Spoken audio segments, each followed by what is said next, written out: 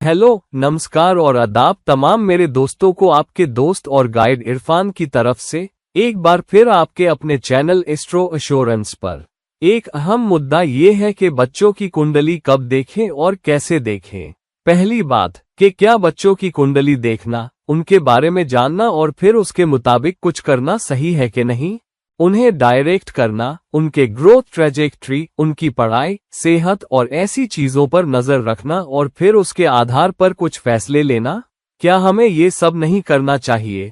और अगर बच्चे की कुंडली इसलिए देखनी है कि उसे सही रास्ता दिखाया जा सके या उसके ग्रहों की स्थिति, मौकों या चुनौतियों के बारे में कुछ किया जा सके, तो ये सब कब करना चाहिए?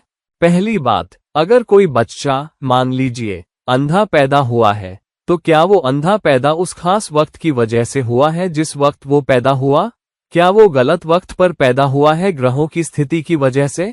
क्या माँ के पेट में रहते वो अंधा नहीं था और जैसे ही बाहर आया अंधा हो गया क्योंकि उस वक्त ग्रहों की स्थिति खराब थी?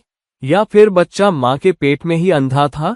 हम जानते हैं कि कई बार बच्चे के पैदा होने में तरह तरह की खामियां होती है, जैसे कोई 6 उंगलियों के साथ पैदा होता है या फिर उसके हाथ पैर लंबे छोटे होते हैं। ये सब माँ के पेट में होता है कि पैदा होने के बाद? हम साइंटिफिक एविडेंस, सोनोग्राफी की वजह से जानते हैं कि ये सब माँ के पेट में ही होता है और इसीलिए सोनोग्राफी के जरिए तमाम खामियां तब देखी जा सकती हैं जब बच्चा माँ के पेट में ही हो। यानी कि बच्चे को चुनौतियां, अच्छाइयां या तकलीफें अपने बदन में, अपनी ग्रोथ और डेवलपमेंट में माँ के पेट में ही मिल जाती हैं। और इसीलिए माँ की सेहत, उसकी परवरिश बहुत जरूरी है। माँ अपना कितना ख्याल रख रही है, ये अहम है। उसके आसपास का प्यार और सहारा, इमोशनल सपोर्ट बहुत जरूरी है।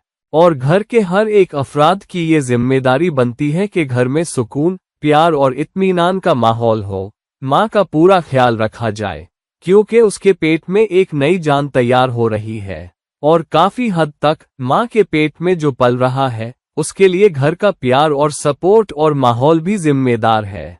तभी बच्चा नॉर्मल और सेहतमंद रहेगा और उसे इमोशनल प्रॉब्लम्स भी कम होंगी। अगर माँ के पेट में बच्चा पल रहा हो और उस वक्त उसे बहुत ज्यादा टेंशन, गुस्सा, डिप्रेशन या डर महसूस हो रहा हो, तो बच्चा इंटेलिजेंट, क्लेवर या फिर इमोशनली बैलेंस्ड नहीं होगा। उसकी अपनी अदाओं में भी इनमें से कुछ चीजें नजर आएंगी और इसीलिए माँ की सेहत का ख्याल रखना बहुत जरूरी है। क्या घर के माहौल से ये तय होता है कि कैसा बच्चा पैदा हो रहा है और क्या हो रहा है, या फिर ये किसी और वजह से है? आखिर वो क्या वजह है कि एक बच्चा कुछ खास आदतों या तरीकों के साथ पैदा होता है? चलिए एक अहम श्लोक देखते हैं जो इस बात पर कुछ रोशनी डालता है कि बच्चा किस चीज के साथ पैदा होता है। श्लोक कहता है, पहले 4 साल बच्चा अपनी माँ के भाग्य से ढका रहता है, उसके बाद के 4 साल अपने बाप के भाग्य से और उसके 12 साल तक अपने पिछले जन्म के कर्मों, पूर्व कर्म से। मंतेश्वर के मुताबिक 12 साल के बाद ही बच्चा अपनी कुंडली के ग्रहों के असर से चलता है। बच्चे के पहले 4 साल काफी हद तक माँ के कर्मों पर निर्भर करते हैं और इसीलिए जो बच्चा पैदा हुआ है वो माँ के कर्मों का बोझ भी लेकर आया है। ठीक है, लेकिन ये पहले महीने से लेकर 4 साल तक की बात है, माँ के पेट में रहने की नहीं। इसका मतलब ये हुआ कि बच्चा अपने कर्म, यानी अपने पिछले जन्म से जो कुछ लाया है और उसकी रूह ने जो अनुभव करने का फैसला किया है उसे लेकर आया है। तो उस रूह ने फैसला किया है कि मुझे अंधा पैदा होना है, मुझे अंधा होने का एहसास करना है, या फिर उसके कर्म उसे अंधा पैदा होने पर मजबूर कर रहे हैं क्योंकि उसने पिछले जन्म में किसी अंधे के साथ कैसा कैसा बर्ताव किया होगा। बस एक मिसाल दे रहा हूँ। हो सकता है कि बच्चा बहुत इंटेलिजेंट पैदा हो सकता है कि बच्चे में कला का गुण बहुत हो। ये अच्छी बात भी हो सकती है और बुरी भी। तो फिर बच्चा अपने कर्म लेकर पैदा होता है और कुछ हद तक माँ बाप के कर्म भी उसके साथ आते हैं और इसका मतलब ये है कि सबके कर्म आपस में जुड़े हुए हैं। आपके कर्म किसी और से अलग नहीं है, खासकर उन लोगों से जिनके साथ आप पिछले जन्म में थे। अगर आपने पिछले जन्म में अपनी माँ के साथ अच्छा बर्ताव नहीं किया, उनके साथ बुराई की, तो वो इस जन्म में आपकी बहन बनकर आ सकती है और आपको उनका कर्म ऋण चुकाना होगा और इसीलिए वो आपके करीब एक रिश्ते में आए हैं। और इसीलिए आपको उनका ऋण चुकाना है। इसीलिए आपको एक रिश्ता ऐसा मिलेगा जो आपको हमेशा परेशान करता है। उस रिश्ते में कोई कर्म का धागा है, कोई कर्म का रिश्ता है, और मुमकिन है कि आप कुछ कर्ज लेकर चल रहे हैं जो चुकाना है। तो यही बात है कि जब बच्चा पैदा होता है, वो जितनी भी क्षमताएं लेकर आता है, वो उसके अपने कर्म है, लेकिन वो माँ बाप के कर्मों से भी जुड़े हुए हैं।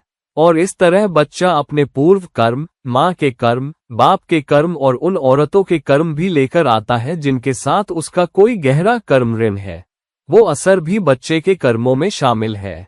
तो जब बच्चा पैदा होता है तो माँ के पेट में ही उसकी आंखें, हाथ पैर, उसका रवैया, उसकी अक्ल, सब कुछ बन जाता है।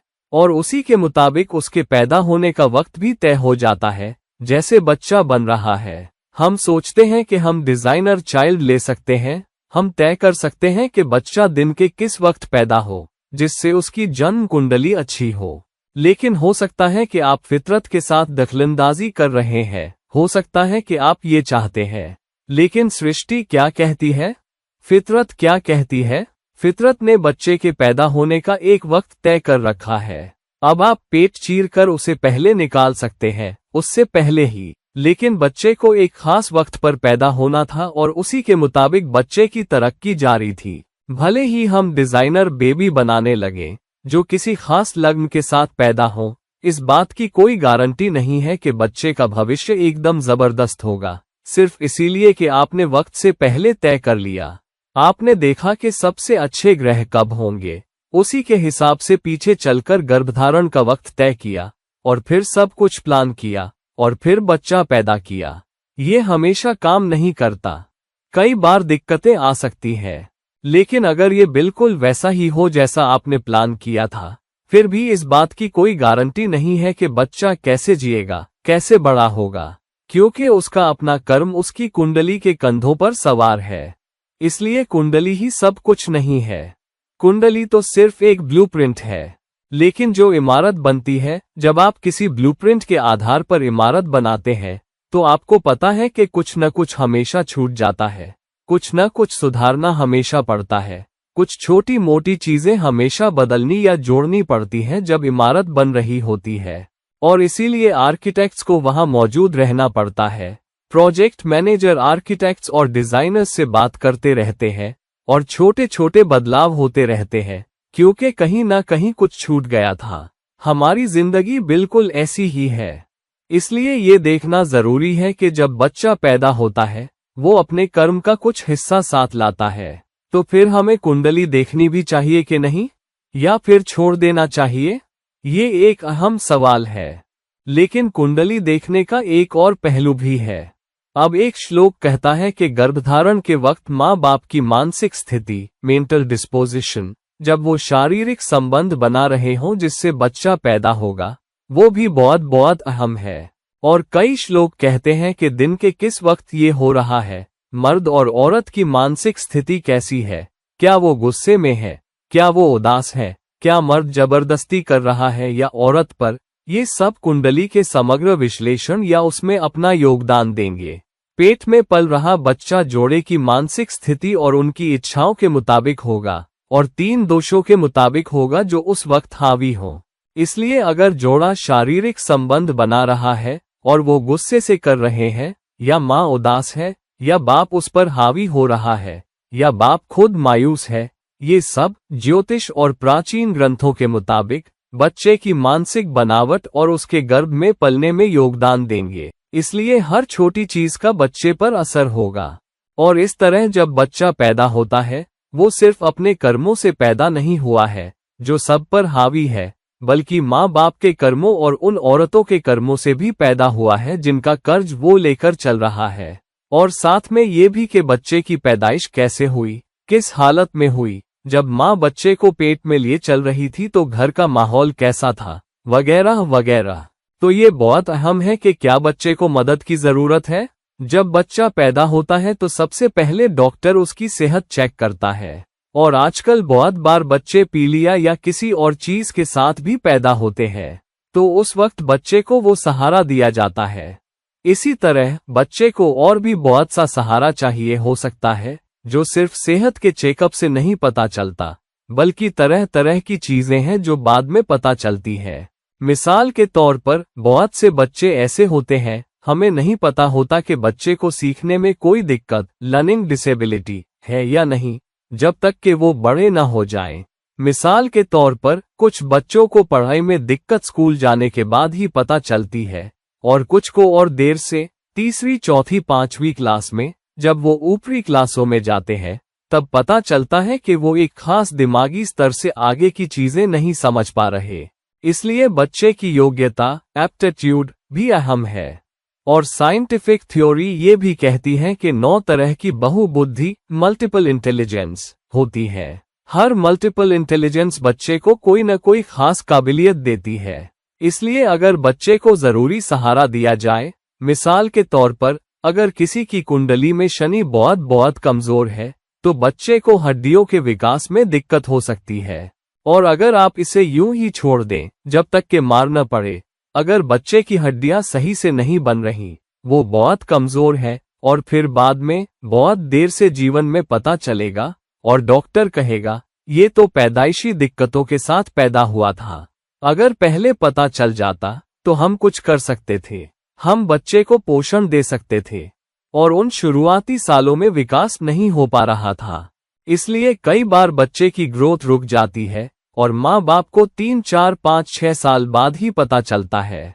मैं किसी को जानता हूँ जिसके बच्चे की ग्रोथ नॉर्मल नहीं थी और शुरू के कुछ साल उन्हें इस बात का एहसास नहीं हुआ। उन्होंने सोचा कि ग्रोथ पकड़ लेगी, लेकिन छठे या 7वें साल में पता चला कि बच्चे की ग्रोथ रुक गई है, यानी कि बच्चा नॉर्मल बच्चे की तरह नहीं बढ़ेगा। उसकी लंबाई नहीं बढ़ रही थी, वो बोल नहीं पा रहा था। और फिर जब स्टडी की गई, मेडिकल एग्जामिनेशन किया गया, तब पता चला कि बच्चे का विकास ठीक से नहीं हुआ है और बच्चे को एक्स्ट्रा सपोर्ट की, मदद की जरूरत है, पोषण के मामले में, फिजियोथेरेपी के मामले में, कुछ दवाइयों के मामले में। और अगर ये शुरू में पता चल जाता तो उसके बनते बढ़ते सालों में मदद मिल सकती थी। ज्योतिष हमें ग्रहों की स्थिति देखने और ये जानने की इजाजत देता है कि क्या हो सकता है और कौन सी आदतें दिख सकती हैं। और अगर बच्चे को उसके बनते बढ़ते सालों में जरूरी सपोर्ट और मदद दे दी जाए तो ये बहुत बड़ी मदद है। इसलिए पहले तो मेंटल मेकअप और सेहत को ज्योतिष से देखा और परखा जा सकता है कि बच्चा नॉर्मल तरक्की करेगा या उसे दिक्कतें होंगी। अगर मंगल बुरी तरह ग्रस्त, अफ्लिक्टेड है तो दिक्कतें हो सकती हैं। खून से जुड़ी कोई दिक्कत हो सकती है, उसे अनीमिया हो सकता है, उसके ब्लड प्लेटलेट्स कम हो सकते हैं, उसके खून का सर्कुलेशन सही नहीं हो सकता, उसका ब्लड प्रेशर हाई हो सकता है। लेकिन हमें कई बार पता नहीं चलता। हम बच्चों का, तुम्हें पता है, एक जगह न बैठ पाना और एक्स्ट्रा एनर्जी को समझते हैं कि बच्चा नटखट है, जबकि वजह कुछ और हो सकती है। अगर बच्चा ज्यादा होशियार नहीं है, अगर वो बोल नहीं रहा है, तो हम कहेंगे बच्चा शर्मीला है। हो सकता है हम उस तरफ ध्यान न दें, हो सकता है बच्चे को बोलने में दिक्कत हो। लेकिन अगर आप ज्योतिषीय नक्शे, उसकी अपनी कुंडली देखेंगे तो हम देखेंगे कि वहां पर बुध और गुरु कहीं पर दबाव में, अफ्लिक्टेड, पड़े हैं, जो हमें बताता है कि बच्चे को बोलने में दिक्कत हो सकती है। और इस तरह बच्चे को जरूरी मदद दी जा सकती है, पोषण से, फिजियोथेरेपी से, किसी बाहरी मेडिकल हेल्प, एक्सपर्ट हेल्प से, जिससे बच्चा जमीन हासिल कर सके। क्योंकि सब कुछ बच्चे की कुंडली नहीं है। कुंडली आपको झुकाव, टेंडेंसीज, काबिलियत, संभावनाएं बता रही है, लेकिन ये गारंटी नहीं है। लेकिन अगर कुंडली को यूं ही, तुम्हें पता है, डिफॉल्ट पर छोड़ दिया जाए, अगर आप डिफॉल्ट पर जीते हैं तो कुंडली हावी हो जाती है। लेकिन अगर आप डिजाइन से जीते हैं, आप कुंडली देखते हैं, लेकिन आप अपनी जिंदगी को उसके आसपास और उसके झुकावों पर काबू पाते हुए बनाते हैं, तो आप डिजाइन से अपनी जिंदगी बनाते हैं। इसलिए कई श्लोकों में कहा गया है, तुम्हें काफी मौका, काफी आजाद इरादा दिया गया है कि तुम डिजाइन से जी सकते हो, न कि डिफॉल्ट से, और इसका ख्याल रखना होगा। इसलिए जब बच्चा पैदा होता है, उसकी सेहत के कई पहलू देखे जा सकते हैं। उसका लग्न देखा जा सकता है, उसका 5वां घर देखा जा सकता है कि बच्चे में सीखने की अच्छी क्षमता होगी या नहीं। उसका शनि देखा जा सकता है कि उसकी हड्डियों का विकास ठीक से होगा या नहीं। उसका मंगल देखा जा सकता है खून के लिए।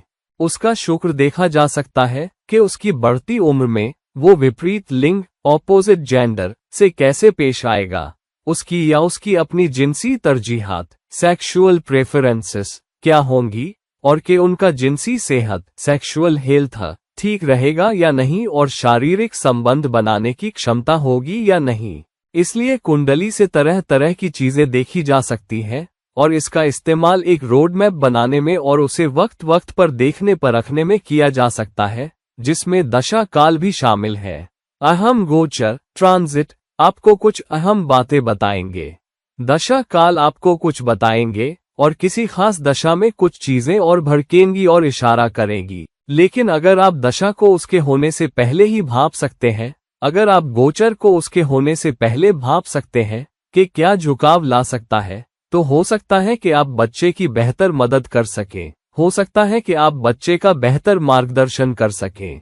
अगर बच्चे की कुंडली में ये दिख रहा है कि वो बड़े होकर माँ बाप का साथ नहीं देगा, सूर्य और चंद्रमा बुरी तरह ग्रस्त है, दूसरा घर बुरी तरह ग्रस्त है, तो हो सकता है बच्चा माँ बाप की मदद और सहारा न बने। अगर माँ बाप की कुंडली में भी पांचवां घर बुरी तरह ग्रस्त है, तो हो सकता है बच्चा माँ बाप के लिए अच्छा सहारा न हो। असल में और भी कई योग दिखा सकते हैं कि बच्चा माँ बाप के लिए परेशानी का सबब बन सकता है, उनके लिए मुसीबत बन सकता है और उनके जीवन में बड़े उथल पुथल ला सकता है। तब उस वक्त बच्चे की परवरिश में, जब वो अभी बनते बढ़ते सालों में है, उसमें अच्छे मूल्य और उसूल डाले जा सकते हैं और उसे बताया जा सकता है, और ये बहुत बहुत अहम है। मैं किसी को जानता हूं जिसकी कुंडली में बहुत पहले बड़ी दिक्कतें दिख रही थी, जो विपरीत लिंग के साथ परेशानी दिखा रही थी, और मैंने उस बच्चे के माँ बाप से कहा कि इस लड़के को विपरीत लिंग के साथ दिक्कत हो सकती है, इसलिए तुम्हें बहुत होशियार रहने की जरूरत है। और कई साल बाद पता चला कि उस बच्चे को विपरीत लिंग के साथ पेश आने में दिक्कत होती थी।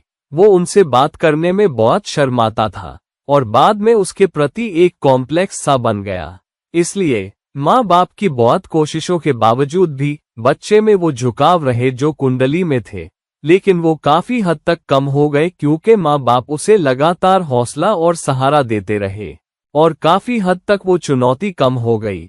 लेकिन बच्चे को हर अब तब स्कूल में किसी न किसी लड़की से किसी न किसी वजह से परेशानी हो ही जाती थी, किसी और वजह से नहीं, किसी गलतफहमी या गलत समझ की वजह से। कभी कभी जब बच्चे की गलती भी नहीं होती थी, तो ये झुकाव कुंडली में होते हैं।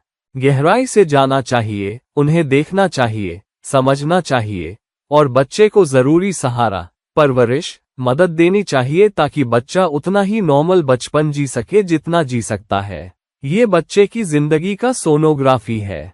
जैसे आप माँ के पेट में करते हैं, वैसे ही आप कुंडली के जरिए बच्चे के भविष्य का सोनोग्राफी कर सकते हैं और जरूरी सहारा दे सकते हैं। जहाँ कहीं भी चुनौती हो, जहाँ कहीं भी कमजोरी हो, आप बच्चे को बाहरी मदद और सहारा दे सकते हैं। कई श्लोक हमें बताते हैं कि बच्चे की सेहत पहले साल या दूसरे साल या पहले कुछ महीनों में चिंता का सबब हो सकती है। अगर कुछ ग्रहों की स्थितियां हो, कभी कभी गंभीर नतीजों के साथ बच्चे की मौत तक की नौबत आ सकती है। और इसलिए कभी कभी ऐसा होता है कि जब बच्चा पैदा होता है और पंडित कहते हैं कि ये ग्रह स्थितियां अच्छी नहीं है, इसलिए तुम ये पूजा करो, वो पूजा करो, और कभी कभी वो तुमसे बहुत पैसे ऐंठ लेते हैं। इसलिए तुम्हें सावधान रहने की जरूरत है कि किस हद तक तुम पूरी तरह से बाहरी मदद पर निर्भर हो जाते हो, मंत्र जाप के जरिए, और बस उसी के सहारे बच्चे की मदद करना चाहते हो। तुम वो पूजा पाठ, मंत्र जाप और वो सब आध्यात्मिक उपाय कर सकते हो, वो उतना ही काम करेंगे। जो प्यार, देखभाल, मेडिकल हेल्प, मानसिक मदद, साइकोलॉजिकल हेल्प, सामाजिक मदद है, वो बहुत बहुत अहम है। साथ में हौसला और उत्साह बढ़ाना भी, और साथ में उपाय, जो आध्यात्मिक उपाय तुम करते हो, तब जाके बच्चे को पूरी तरह से मदद, होलिस्टिक हेल्प मिल सकती है। और इसकी शुरुआत होती है कुंडली देखने से, जब बच्चा पैदा हो रहा हो, और उसे एक गाइड की तरह इस्तेमाल करने से, न कि अंतिम सत्य की तरह, बल्कि एक गाइड की तरह कि तुम बच्चे के साथ कैसा बर्ताव कर सकते हो, तुम बच्चे की परवरिश कैसे कर सकते हो, ताकि उसकी कुंडली को समझदारी से देखने की वजह से बच्चा बेहतर तरीके से पल सके, बड़ा हो सके। तो दोस्तों, अगर आपके छोटे बच्चे हैं तो कभी भी देर नहीं हुई है। आप बच्चे की कुंडली देख सकते हैं, किसी एक्सपर्ट की मदद ले सकते हैं, कुंडली देख सकते हैं, बच्चे के झुकाव को देख सकते हैं और उसी के मुताबिक उसकी परवरिश कर सकते हैं। आप कुंडली का इस्तेमाल बच्चे को ये मार्गदर्शन देने के लिए भी कर सकते हैं कि उसकी ताकत किस चीज में है। और कभी कभी बच्चे बहुत भटक जाते हैं, उन्हें पता नहीं होता कि मुझे ये करना है या वो करना है, तो वो झुकाव दिखाते हैं। उनकी रुचि किसी खास क्षेत्र में होती है और ताकत भी किसी क्षेत्र में होती है, लेकिन माँ बाप उन्हें किसी और चीज में धकेलते रहते हैं और वहीं बच्चा भटक जाता है। कई बार वो माँ बाप से खुलकर बात भी नहीं कर पाते। इसलिए हो सकता है कि कुंडली आपको रास्ता दिखाए कि बच्चे की ताकत किस चीज में है। हो सकता है बच्चा इस चीज में बहुत अच्छा हो, कलात्मक क्षमता में। किसी की आवाज बहुत अच्छी हो सकती है, गाने की कुव्वत। किसी में अच्छा लिखने की क्षमता हो सकती है। किसी को गणित में बहुत तेज हो सकता है। किसी में रिसर्च करने की अच्छी क्षमता हो सकती है। किसी में कुछ नया करने की, कुछ अनोखा करने की क्षमता हो सकती है। इसलिए कुंडली देखिए, बच्चे की ताकत को समझिए और उसी के मुताबिक बच्चे की मदद कीजिए, न कि अपनी मर्जी और ख्वाहिश के मुताबिक। इसलिए प्लीज इस वीडियो को लाइक करिए, इस वीडियो को शेयर करिए और अगर आप मुझसे पर्सनल कंसल्टेशन लेना चाहते हैं तो प्लीज नीचे दिए गए लिंक पर मुझसे संपर्क करिए। और फिर कभी किसी और वीडियो के साथ ये रहे आपके दोस्त और गाइड इरफान आपसे इजाजत लेता है। नमस्कार।